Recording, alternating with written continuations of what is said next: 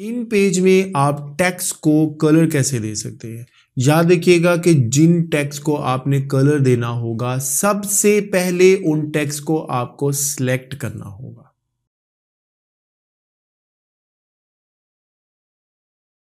मैंने इस तरीका तदरीस के टेक्स्ट को कलर करना है। पहले मैं इसको सिलेक्ट करूंगा। सिलेक्ट करने के बाद यहां पर ये ड्रॉप डाउन एरो है, इस ड्रॉप डाउन एरो पे क्लिक करूंगा। जैसे कि मैंने रेड कलर देना है, इस रेड कलर को सिलेक्ट करूंगा। अब आप देखें इसका कलर रेड हो गया। अब मैं ये वाली जो वर्डिंग है इसको मसलन कोई कलर देना चाहता हूँ, सिलेक्ट किया। यहाँ ड्रॉप डाउन एरो में ब्लू देना चाहता हूँ, सिलेक्ट करेंगे ब्लू कलर। अब ये देखिए ब्लू हो गया। अब अगर मैं यहाँ पे टोटल कलर देखूँ ना, तो टोटल तकरीबन कोई 8 रंग है इसके अंदर। अगर मुझे खुद से कोई और कलर चाहिए तो इन पेज में ये ऑप्शन मौजूद है, आप अपना कलर बना सकते हैं, अपना कलर क्रिएट कर सकते हैं। वो कैसे?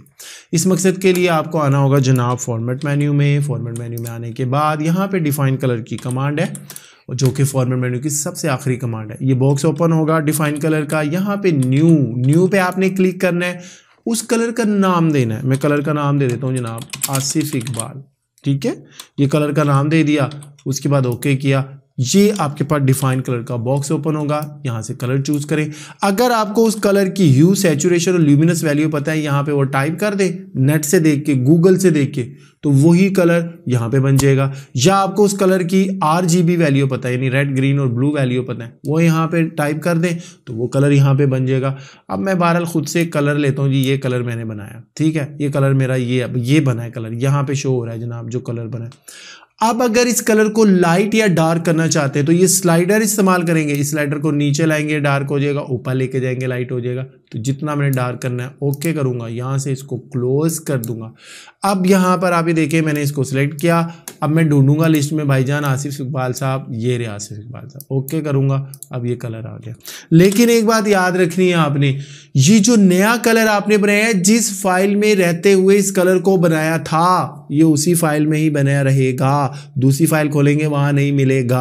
ये आपने लाजमी तौर पर याद रखना है। अब ये जो फाइल मेरे सामने ओपन है, ये बेसिकली एक पोर्ट्रेट पेज पे मैंने टाइपिंग की। अब मैं ये चाहता हूं कि ये जो मेरी टाइपिंग है ये लैंडस्केप पेज पे कन्वर्ट हो जाए। इसके लिए क्या करूंगा, फाइल में जाऊंगा, न्यू में जाऊंगा, फिर जाके वहां से ओरिएंटेशन चेंज करूंगा? नहीं, ऐसे करके चेंज कर सकता हूँ।